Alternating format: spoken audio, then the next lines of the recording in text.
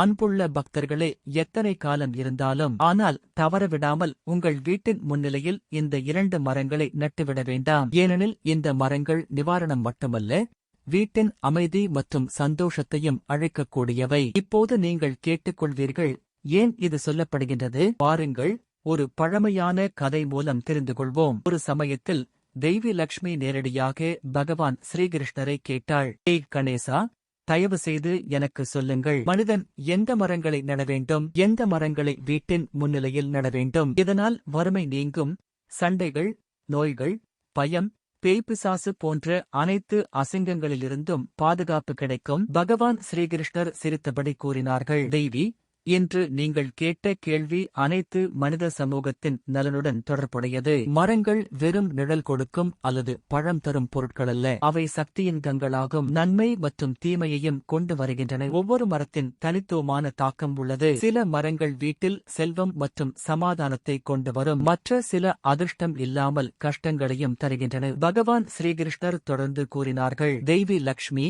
வீட்டின் பிரதான கதவு அல்லது முன் தோட்டத்தில் சில மரங்களை தவறவிடாமல் நடக்கக்கூடாது. ஏனெனில் அவை வீட்டின் லக்ஷ்மியை அகற்றும். முதலாவது மரம் காந்த மரம். பாபூல், கேக்டஸ் அல்லது நாகபனி போன்றவை இதில் சேர்க்கப்படும். இந்த மரங்களில் எதிர்மறை சக்தி வாழ்கிறது. இவை வீட்டில் உள்ளோரின் மனதில் கோபம், மன அழுத்தம் மற்றும் ஒத்துழைப்பு இல்லாமை உணர்வை அதிகரிக்கும். இந்த போல மரங்கள் இருக்கும் இடத்தில் செல்வம் நிலைநிறுத்தப்படாது. உறவுகளில் கடுமை மற்றும் மனதில் கலகம் அதிகரிக்கும். இரண்டாவது மரம் வாழை மரம். இதை கேட்டவுடன் பலர் அதிர்ச்சி அடைகிறார்கள். ஏனெனில் சமய பார்வையில் வாழை மரம் பிதரமாக கருதப்படுகிறது. ஆனால் பகவான் ஸ்ரீகிருஷ்ணர் கூறினார்கள், வாழை மரம் வீட்டின் பிரதான கதவிற்கு நேரே நடக்கக்கூடாது. ஏனெனில் இது பிரகஸ்பதி கோளின் குறியீடு. அதன் நேரடி முக்கோண முகம் கோளதோஷத்தை அதிகரிக்கும். வாழை மரம் இருக்கும் வீட்டில் முன்னர் நினைத்த திடீர் மரணம், செல்வ இழப்பு மற்றும் குடும்ப வளம் குறைவு போன்ற பிரச்சனைகள் ஏற்படும். தெய்வி லக்ஷ்மி ஆச்சரியமாக கேட்டாள், அப்படியெனில் வீட்டின் முன்னிலையில் எவை மரங்களை நடப்பது நல்லது? பகவான் ஸ்ரீகிருஷ்ணர் பதிலளித்தார், தெய்வி, துளசி, நெல்லிக்காய், பீப்பல் மற்றும் ஆங்காடா, இவை எல்லா மரங்களும் வீட்டில் நேர்மறை சக்தியை அதிகரிக்கும். இவற்றில் தேவர்களின் வாழ்வு உள்ளது. மனிதன் தினமும் துளசி வழிபாடு செய்வான் என்றால் அவருடைய வீட்டில் எப்போதும் வறுமை வராது. அதனால் பக்தர்களே, எப்போதும் நினைவில் வைத்துக் கொள்ளுங்கள், வீட்டின் முன்னிலையில் நடப்பது நல்ல சக்தி பரப்பும் மரங்களை மட்டுமே நடக்க வேண்டும். எங்கே துளசி செடிகள் பசுமையாக இருக்கின்றன, அங்கே லக்ஷ்மி தேவி தன்னை தானாகவே வசிப்பார். ஆனால் எங்கே காந்தமுள்ள அல்லது தடை செய்யப்பட்ட செடிகள் இருக்கின்றன, அங்கே வறுமை, குழப்பம் மற்றும் நோய்கள் நுழைகின்றன. அதனால் பக்தர்களே, உங்கள் வீட்டில் சந்தோஷம், அமைதி மற்றும் செல்வம் நிலைக்க வேண்டும் என்றால் இன்று உங்கள் மாடியில் ஒரு நெருக்கமான பார்வையிடுங்கள் மற்றும் தவறவிடாமல் இந்த 2 செடிகள் முன்னிலையில் இருக்கிறதென்றால் அவற்றை உடனடியாக அகற்றுங்கள்.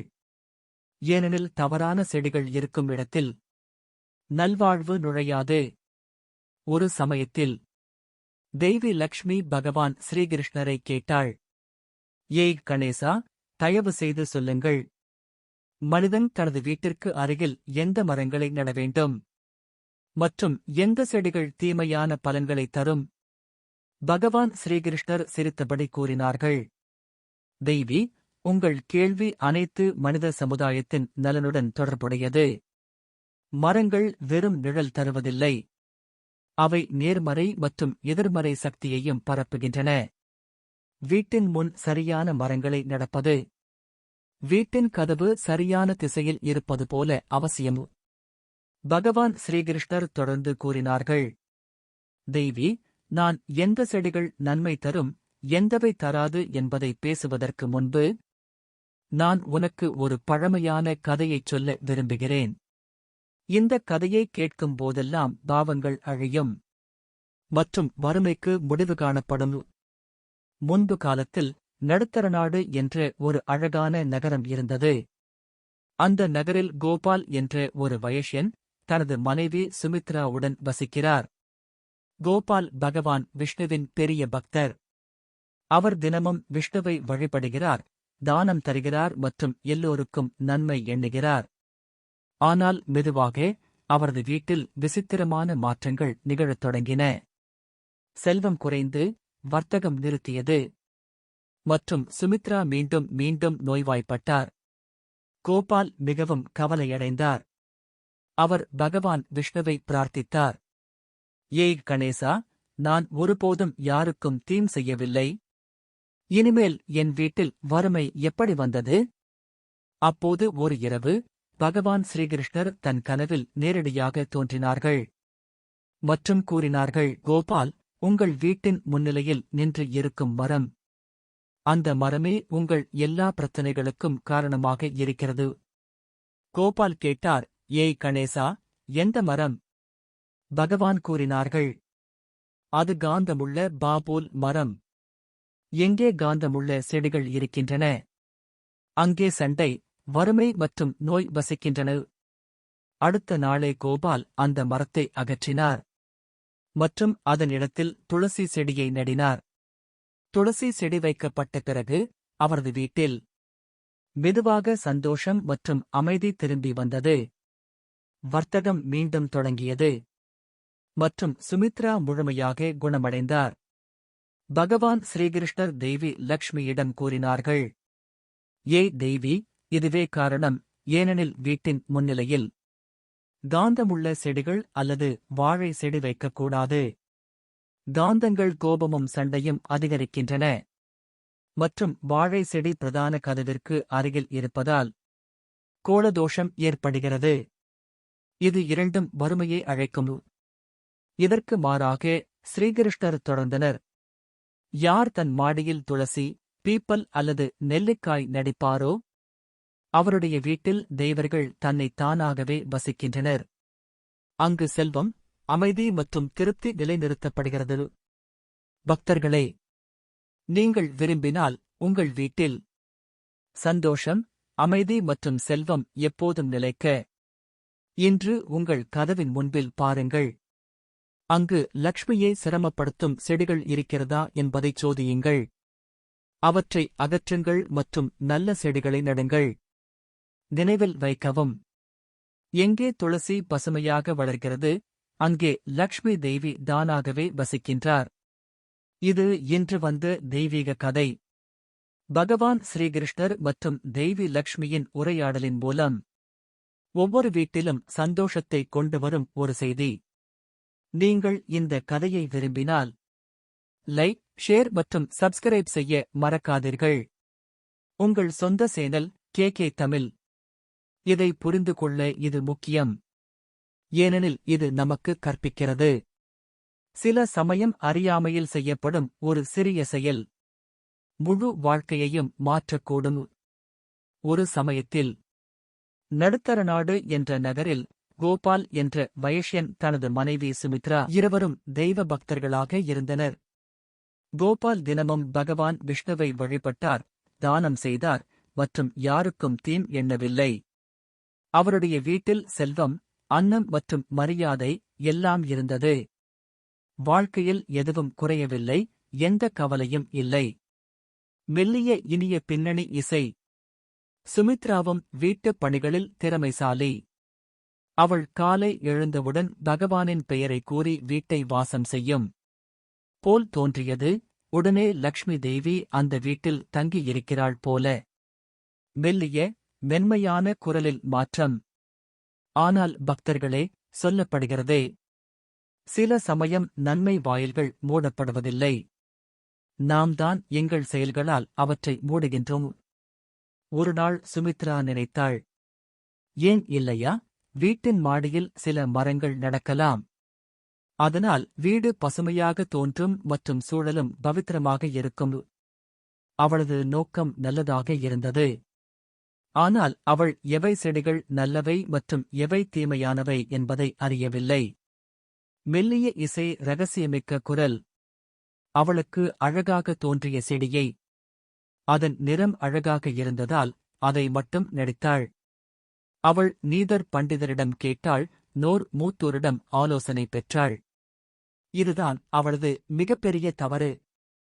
சொல்வதாவது, வீட்டில் நடக்கும் மரங்கள் வெறும் நிழல் தருவதல்ல, அவை சக்தியையும் தருகின்றன, நல்லது அல்லது தீமையானது. கடுமையான குரல். சில நாட்களுக்குப் பிறகு கோபாலின் வர்த்தகத்தில் அசமயத்தில் இழப்பு தோன்றியது. முன்னால் வங்கியில் எத்தனை தங்க நாணயங்கள் வந்திருந்தன. இப்போது அங்கே கடனுக்கான பத்திரங்கள் மத்தியில் சேர்ந்து கொண்டன. வீட்டில் சண்டை அதிகரித்தது. சிறிய விஷயங்களிலும் தொந்தரவு, தகராறு. வீட்டின் சுவர்களிலும் மன அழுத்தம் நிரம்பிய போல. உணர்ச்சி மிகுந்த விரிவாக்கம். முன்பு அமைதியாகவும் சந்தோஷமாகவும் இருந்த சுமித்ரா இப்போது ஒவ்வொரு சிறிய விஷயத்திலும் கோபமாக மாறினாள். கோபால் வெறுமனே நினைத்தார், நான் யாருக்கும் தீம் செய்யவில்லை. இதெல்லாம் ஏன் நடக்கிறது? பக்தர்களே, அதுவே அந்த நேரம். அவர்களின் வீட்டின் லக்ஷ்மி அவர்களிடமிருந்து சோர்ந்துவிட்டார். வீட்டில் லக்ஷ்மி இல்லையெனில் அங்கு சந்தோஷம் நிலைக்காது. மெல்லிய, துயரமான இசை. நேரம் கடந்து போனது. கோபாலின் அணை. கோபால் வேலை தேடி கிராமம் கிராமமாகச் சுற்றினார். ஆனால் அவருக்கு எந்த வேலையும் கிடைக்கவில்லை. அவர் சோர்வடைந்தவாறு வீட்டிற்கு திரும்பிக் கூறினார், அன்புள்ள சுமித்ரா, எனக்கு எந்த வேலையும் கிடைக்கவில்லை. இப்போது நான் எங்கே போவேன்? துயரமான உணர்வுடன், ஆனால் நிலையான குரல். சுமித்ராவின் கண்களில் கண்ணீர் எழுந்தது.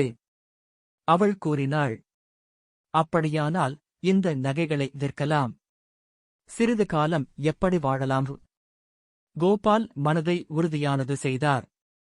மற்றும் மனைவியின் அனைத்து நகைகளையும் விற்றார். மற்றும் அந்த பணத்திலிருந்து அவர்கள் சில நாட்கள் வாழ்ந்தனர். ஆனால் பக்தர்களே, பிரதி விதியின் போது எல்லா வழிகளும் மூடப்படுகின்றன. உணர்ச்சி மிகுந்த முறை. பின்னணி மென்மையான இசை. ஒரு இரவு கோபால் பகவான் விஷ்ணுவை பிரார்த்தித்தார். கணேசா, நான் ஏதாவது தவறு செய்திருந்தால் மன்னிக்கவும். என்னுடைய வாழ்க்கையில் இந்த கஷ்டங்கள் ஏன் வந்தன என்பதை சொல்லுங்கள்.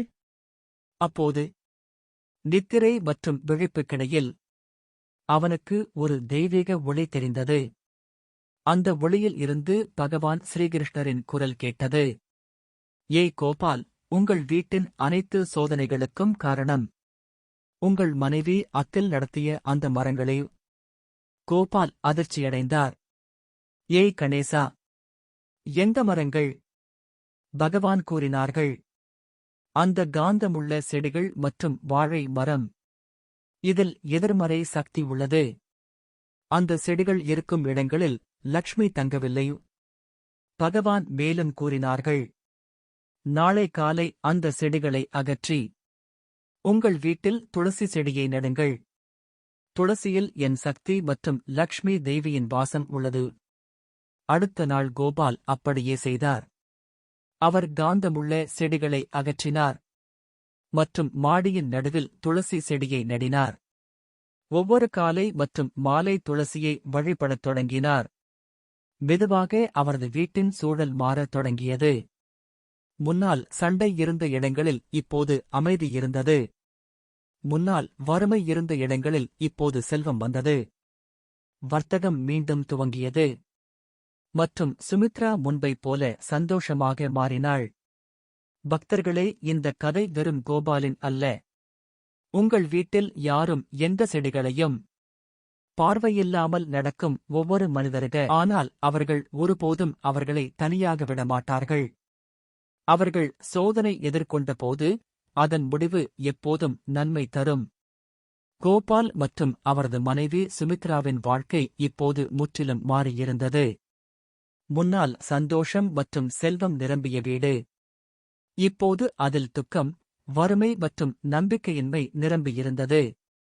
பசிக்கு பரிதாபப்பட்ட இருவரும் ஏதோ ஒரு விதத்தில் வாழ்க்கையை கடந்து கொண்டு இருந்தனர். ஆனால் பக்தர்களே, ஒரு உண்மையான பக்தர் சோதனையில் இருக்கும்போது பகவான் தமது வைகுண்டத்திலிருந்தும் அவருடைய கூப்பலை கேட்கிறார்கள். தேவி லக்ஷ்மி பகவான் விஷ்ணுவிடம் கேட்டாள், கணேசா, நீங்கள் உங்கள் பக்தர்களுக்கு உதவவில்லை என்கிறீர்களா? கோபால் உங்கள் உண்மையான பக்தர். அவர் தினமும் உங்களை வழிபடுகிறார். இதுவரை அவன் மீது இத்தனை சோதனை ஏன்? பகவான் விஷ்ணு சிரித்துவிட்டு கூறினார்கள், தேவி, நான் நிச்சயமாக அவருக்கு உதவுவேன். ஆனால் முதலில் நான் பார்க்க வேண்டும். கோபாலின் பக்தி வெறும் வழிபாட்டில் மட்டுமா இருக்கிறது? அல்லது அவருடைய நடத்தையிலும் உண்மையானதா? இதன் பிறகு பகவான் விஷ்ணு ஒரு சாஸ்திரியின் உடை அணிந்து வைகுண்ட உலகத்திலிருந்து பூமிக்கு தோன்றினார்கள். தலைக்கு கமண்டல், கையில் மாலை மற்றும் தோளில் பையில். அவர்களின் உருவம் மிக பிரகாசமானது. அவர்கள் மெதுவாக கோபாலின் வீட்டிற்கு வந்தனர். மெல்லிய காற்றின் ஓசை, பின்னணியில் சங்கக் கோலம். கோபாலின் வீட்டின் கதவிற்கு வந்து சாஸ்திரி வடிவில் உள்ள பகவான் விஷ்ணு மெதுவாக கூறினார்கள், பிக்ஷாம் தெயி, பிக்ஷாம் தெயி.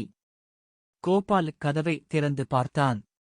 ஒரு தெய்வீக பிரகாசத்தில் திளைத்த சாஸ்திரி நில்லுகிறார். அவர் உடனே வணங்கி பேசினார். சாஸ்திரி மகாராஜா, நீங்கள் என் வீட்டிற்கு வந்திருப்பது என் நல்வாழ்வு. தயவு செய்து உள்ளே வாருங்கள். இந்த எளிய வீட்டும் உங்கள் தேவ். இசையில் மென்மையான கருணை. சாஸ்திரி வடிவில் உள்ள பகவான் கூறினார்கள், ஏய் சகோதரா, நான் தீர்த்த யாத்திரைக்கு வெளியேறியுள்ளேன். பல நாட்களாக பசித்தும் சோர்வடைந்தும் இருக்கிறேன். நீங்கள் விரும்பினால் எந்த அசௌகரியமும் இல்லாமல் எனக்கு சிறிது உணவு மற்றும் ஒரு இரவு பணி தரவும். பக்தர்களே, பாருங்கள். இங்கிருந்து பகவானின் சோதனை ஆரம்பமாகிறது. அந்த சோதனை ஒவ்வொரு உண்மையான மனிதனின் வாழ்க்கையிலும் ஒரு நாள் அல்லது மற்றொரு நாளில் வரவேண்டியது. சில சமயங்களில் பகவான் ஒரு சோதனையின் வடிவில், சில சமயங்களில் ஒரு தேவையான நபரின் வடிவில் நமது கருணையை சோதிக்கிறார். மற்றும் அந்த சோதனை தீர்மானிக்கிறது நாம் வெறும் பக்தர்களா அல்லது உண்மையான சேவகர்களா என்பதை. கோபால் பணிவுடன் கூறினான், சாஸ்திரி மகாராஜா, நீங்கள் ஒரு நல்ல ஆன்மாவைப் போல இருக்கிறீர்கள். உங்கள் முகத்தில் அற்புதமான பிரகாசம் உள்ளது. உங்களுக்கு பணியாற்றுவதில் எனக்கு பெரும் மகிழ்ச்சி இருக்கும். அவர் சாஸ்திரியை அமர்வதற்காக ஆசனம் வைத்தார் மற்றும் வீட்டுக்குள் சென்று தனது மனைவி சுமித்ராவை அழைத்தார். சுமித்ரா, விரைவில் சில உணவு தயாரி செய்யவும். ஒரு சாஸ்திரி எங்கள் கதவிற்கு வந்துள்ளார். சுமித்ரா சமையலறைக்கு தெரிந்தாள். அங்கே எதுவும் இல்லை. அன்று நீதர் அன்னம், நீதர் மாவு, நீதர் பருப்பு. ஒரு மூட்டை அரிசி மட்டும் இருந்தது. அவள் கூறினாள், தயவு செய்து, நமக்கு எதுவும் இல்லை. நாங்களும் பசித்திருக்கிறோம். இப்போது என்ன தருவோம்? கோபால் சிரித்துவிட்டு கூறினான், அன்புள்ள சுமித்ரா, உள்ளதை பறைசை. ஒரு பசித்தவரை காலியாக அனுப்பாதே. மூலமாக இது எங்கள் கடைசி சோதனையாக இருக்கலாம். சுமித்ரா அந்த மூட்டை அரிசியை வேக வைத்துவிட்டு ஒரு பாத்திரத்தில் சாஸ்திரிக்கு கொடுத்தாள். சாஸ்திரி சிரித்துப் பேசினார், நீங்கள் இன்று செய்த தானம், அதன் பலன் வரும் பிறப்பு வரை கிடைக்கும். அந்தக் கூறியவுடன் சாஸ்திரி பிரகாசமான ஒளியாக மாறினார். கோபாலும் சுமித்ராவும் கண்கள் விரித்து பார்வை இடினர். அப்போது அவர்கள் பார்த்ததும் அங்கு எந்த சாஸ்திரியும் இல்லை. பகவான் விஷ்ணு மற்றும் தேவி லக்ஷ்மி நேரடியாக அவர்களுக்கு காட்சி அளித்தார்கள். இருவரும் பக்திமிக்க மனதுடன் அவர்களது பாதங்களுக்கு தரிசனம் செய்தனர். பகவான் கூறினார்கள், ஏய் கோபால், இது உங்கள் சோதனை. உங்கள் பக்தி உண்மையாக இருந்தது. இப்போது உங்கள் வாழ்க்கையின் அனைத்து கடமைகளும் நிறுத்தப்பட்டன. தேவி லக்ஷ்மி கூறினாள், உங்கள் வீட்டில் வறுமை இப்போது எப்போதும் இல்லை. இன்றைய தினம் முதல் இந்த இடம் எனது வாசஸ்தலமாகும். அவர்கள் நேரடியாக பகவான் உங்கள் சோதனையை பார்க்க வந்திருக்கலாம். இந்த கதை உங்களுக்கு பிடித்திருந்தால் லைக் செய்யவும், ஷேர் செய்யவும் மற்றும் உங்கள் சொந்த சேனல் கே தமிழ் உடன் இணைந்திருங்கள். இங்கு நாங்கள் இதுபோன்ற ஊக்கமளிக்கும் மற்றும் தெய்வீக கதைகளை பகிர்கிறோம். எவை உங்கள் வாழ்க்கையை நேர்மறை சக்தியால் நிரப்புகின்றன. பக்தர்களே, இந்த கதை வெறும் ஒரு வர்த்தகனுக்கானது அல்ல. அது பக்தியின் கதை. எந்த கடுமையான நேரத்திலும் தன் நம்பிக்கையை விடாத பக்தியின். கோபால் என்ற வைஷ்யன் தனது மனைவி சுமித்ராவுடன் வசிக்கிறார். இருவரும் பகவான் விஷ்ணுவின் மிகப்பெரிய பக்தர்களாக இருந்தனர். வீட்டில் சந்தோஷம் மற்றும் செல்வம் குறைவாகவில்லை. ஆனால் ஒரு நாள் அறியாமையில் சுமித்ரா தனது மாடியில் சில தீமையான செடிகளை நடந்தாள். அவளுக்கு தெரியவில்லை, சில மரங்கள் வீட்டில் வறுமை மற்றும் சண்டை கொண்டு வரக்கூடும். மெதுவாக கோபாலின் வாழ்க்கையில் சிக்கல்கள் தோன்றின. வர்த்தகத்தில் இழப்பு ஏற்பட்டது, வீட்டில் சண்டை அதிகரித்தது மற்றும் செல்வம் முற்றிலும் நாசமாகியது. ஒரு சமயம் வந்தது, அப்போது இருவருக்கும் ஒரு தானியம் கூட மீதமில்லாமல் போனது. பகவான் விஷ்ணு மற்றும் தெய்வி லக்ஷ்மி வைகுண்டத்திலிருந்தே இதனை பார்த்தனர். தெய்வி லக்ஷ்மி கூறினாள், ஏய் கணேசா, உங்கள் பக்தர் சோதனையில் இருக்கிறார். நீங்கள் அவருக்கு உதவ முடியவில்லையா? பகவான் விஷ்ணு சிரித்துக் கூறினார்கள், ஏய் தெய்வி, நான் நிச்சயமாக உதவுவேன், ஆனால் முதலில் அவரை சோதிப்பேன். பிறகு பகவான் விஷ்ணு ஒரு சாஸ்திரி உடை அணிந்து பூமிக்கு வந்தார். அவர் கோபாலின் கதவிற்கு வந்து அழைத்தார். யாராவது உள்ளவரா? நான் வசித்த பயணி, ஓய்வு செய்ய ஒரு இடம் வேண்டும். கோபால் உடனே வெளியே வந்து சாஸ்திரியை வணங்கினார் மற்றும் கூறினார், மகாராஜா, என் வீட்டிற்கு உங்கள் வரவு வரவேற்கத்தக்கது.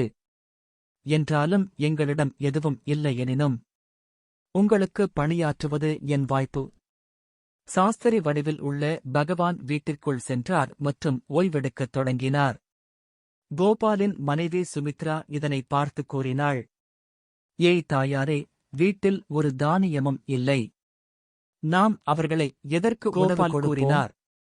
அன்புள்ள, இது சாதாரண சாஸ்திரி போலத் தெரியவில்லை.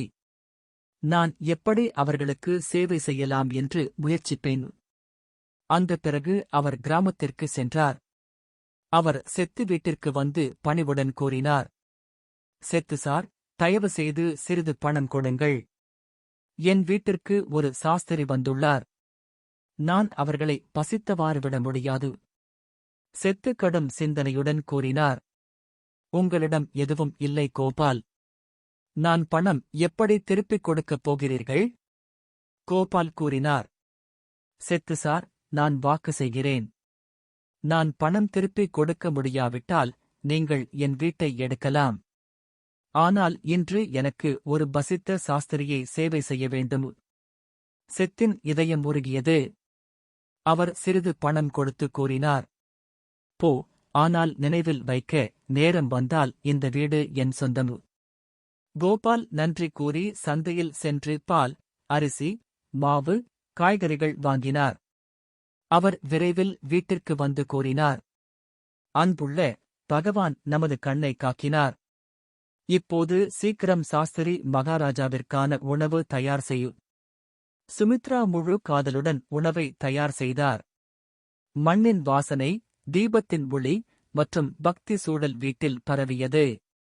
சாஸ்திரி மகாராஜா உணவை ஏற்றுக்கொண்டார். உணவுக்குப் பிறகு சாஸ்திரி சிரித்துக் கூறினார், ஏய் வயஷ்யா, நீங்கள் உங்கள் வாழ்க்கையின் மிகப்பெரிய சோதனையை வெற்றி பெற்றுள்ளீர்கள். பசித்த சாஸ்திரியில் பகவானை பார்த்தவர், அவரது வாழ்க்கை திருக்கப்பட்டது. கோபாலும் சுமித்ராவும் கண்களில் கண்ணீர் விட்டனர். அவர்கள் கூறினார்கள், மகாராஜா, நீங்கள் யார்? உங்கள் தரிசனம் எங்கள் மனதில் ஒரு விசித்திரமான அமைதியை ஏற்படுத்தியது. அப்போது சாஸ்திரியின் உருவம் மாறத் தொடங்கியது. அவர்களின் உடலிலிருந்து பிரகாசமான கதிர்கள் வெளிவந்தன. முழு வீடு பிரகாசமானது ஆனது. சுமித்ரா பார்த்தார், அவர் சாதாரண சாஸ்திரி அல்ல. நேரடியாக பகவான் விஷ்ணு இருந்தார். பகவான் விஷ்ணு கூறினார்கள், ஏய் பக்தர் கோபால், உங்கள் பக்தி எனக்கு மகிழ்ச்சி அளித்தது. உங்கள் அனைத்து சிக்கல்களும் இப்போது முடிந்துவிட்டன. உங்கள் வீட்டில் மீண்டும் செல்வம் மற்றும் செழிப்பு திரும்பும். பிறகு அவர்கள் கூறினார்கள், வீட்டின் முன்னிலையில் எந்த மரங்களை நடப்பது என்பது நமது வாழ்க்கையின் சந்தோஷமும் துக்கமும் மீது ஆழமான தாக்கத்தை ஏற்படுத்துகிறது. இந்த கதை உங்களுக்கு பிடித்திருந்தால் சொல்ல வேண்டியது என்னவென்றால், உங்கள் மனதில் பகவான் விஷ்ணுவின் பெயரை எடுத்துக் கொள்ளுங்கள். ஏனெனில் நாம் உண்மையான மனதோடு அவரை கூப்பிடும்போது அவர்கள் எப்போதாவது நமது உதவிக்கு வருவார்கள். இன்றைய கதை நமக்கு கற்பிக்கிறது.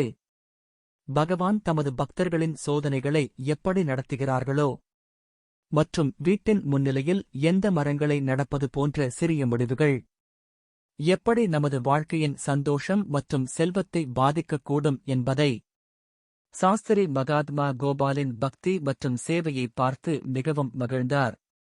அவர் கூறினார், பக்தர் கோபால், உங்கள் சேவை மற்றும் எனக்கு மகிழ்ச்சி அளித்தது. உங்கள் எந்த கோரிக்கையும் சொல்லுங்கள், நான் அதை நிறைவேற்றுவேன். கோபால் பணிவுடன் கூறினான். ஏய் மகாத்மா, உங்கள் ஆசீர்வாதம் எங்களுக்கு அனைத்தும். ஆனால் நான் உங்களிடம் கேட்டுக்கொள்ள விரும்புவது என்னவென்றால், நாம் பகவான் விஷ்ணுவை வழிபட்டோம். ஆனால் எங்கள் வாழ்க்கையில் வறுமை எப்படி வந்தது? எந்த பாவத்தின் காரணமாக இந்த துக்கம் நாம் அனுபவிக்க வேண்டிய வாய்ந்தது? சாஸ்திரி மகாத்மா கடுமையான குரலில் கூறினார்கள். ஏய் வயஷ்யா, நான் உங்கள் கதவிற்கு வந்தபோது எனக்கு தெரிந்தது. உங்கள் வீட்டின் முன்னிலையில் உள்ள மரங்கள்தான் வறுமை மற்றும் சோதனையின் காரணம். உங்கள் மனைவி நடத்திய மரங்கள் தீமையான மரங்கள். இதனால் உங்கள் வாழ்க்கையில் இந்த அவலநிலை ஏற்பட்டது.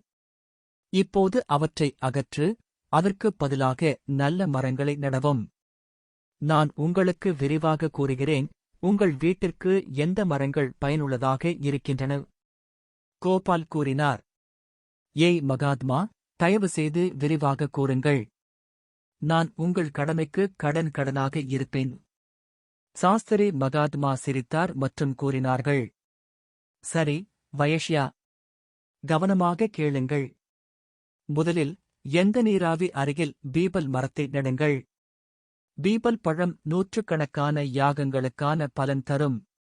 இதன் இலைகள் நீராவியில் விழும்போது அவை பிதர்களை திருப்தி செய்கின்றன. ஒரு மனிதன் தினமும் குளித்து பீபல் தொடும்போது அவர் அனைத்து பாவங்களிலிருந்து. அதேபோல் வாழ்க்கையின் சிறிய செயல்களும் நமது விதியை மாற்றக்கூடும். பீபலை தொடுவதால் மட்டுமல்ல, பாவங்கள் அழிக்கப்படுகின்றன. மற்றும் மனிதனில் துணிச்சல், நம்பிக்கை மற்றும் நேர்மறை சக்தி பரவிவிடுகிறது. இந்த மரம் வாழ்க்கையில் நிலைத்தன்மை மற்றும் மரியாதையையும் தருகிறது. பக்தர்களே, கவனியுங்கள். வீட்டின் முன்னிலையில் தீமையான மரங்களால் சிக்கல்கள் ஏற்படுவது போல் வாழ்க்கையில் அறியாமை செயல்களும் துக்கம் மற்றும் தோல்வியை கொண்டு வருகிறது. ஆகையால் எப்போதும் நல்ல செயல்கள் மற்றும் பக்தியின் பாதையில் நடக்க வேண்டும். கோபால் இதுதான் கற்றுக்கொண்டார். உண்மையான பக்தி வெறும் வழிபாடு அல்லது பணம் மூலம் அல்ல. மாறாக மனம், செயல்கள் மற்றும் பக்தியினால் இருக்கிறது. அடுத்த பகுதியில் நாங்கள் காண்போம். கோபால் தனது வீட்டில் எந்த நல்ல மரங்களை நடினார் மற்றும் எப்படி அவரது வாழ்க்கையின் வறுமை அகற்றப்பட்டது. பக்தர்களே, இந்த கதை நமக்கு கற்பிக்கிறது. உண்மையான பக்தியின் பாதை எப்போதும் வெற்றி, சந்தோஷம் மற்றும் செழிப்புக்கு வழிவகுக்கிறது. பக்தர்களே, இப்போது நாங்கள் காண்போம். வீட்டின் முன்னிலையில் எந்த மரங்களை நடுவதால் சந்தோஷம், செழிப்பு மற்றும் அமைதி வருகிறது மற்றும் எந்த மரங்கள் தீமையானவை. இந்தக் கதை நமக்கு கற்பிக்கிறது.